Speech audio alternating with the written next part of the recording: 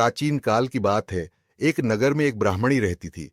उसके पति का देहांत हो चुका था और उसका कोई सहारा नहीं था।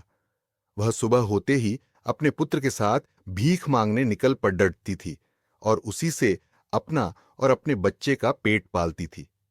एक दिन भीख मांगकर लौटते समय उसे एक बालक मिला जो विदर्भ देश का राजकुमार था।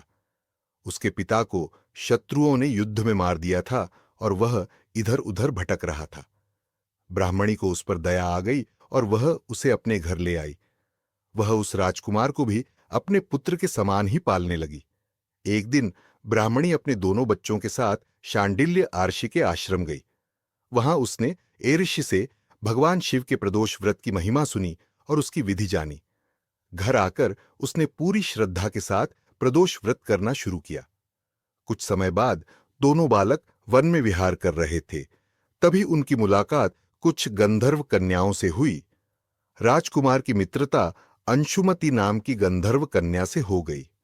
अंशुमति के माता पिता को जब पता चला कि वह राजकुमार है तो उन्होंने भगवान शिव की आज्ञा से अपनी पुत्री का विवाह उस राजकुमार से कर दिया।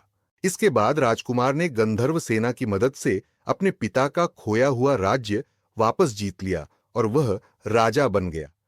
उसने उस ब्राह्मणी और उसके पुत्र को भी राजमहल में ससम्मान बुलाया और उनके सारे दुख दूर कर दिए। ब्राह्मणी के प्रदोष व्रत के पुण्य फल से ही उन दोनों बालकों के जीवन के कष्ट समाप्त हुए। यह व्रत अत्यंत फलदायी है। जो भी स्त्री या पुरुष प्रदोष काल में भगवान शिव की आराधना करते हैं, उनके जीवन से दरिद्रता और शोक का नाश होता है। भगवान भोलेनाथ की कृपा से उनके घर में सुख, शांति और ऐश्वर्य का वास होता है।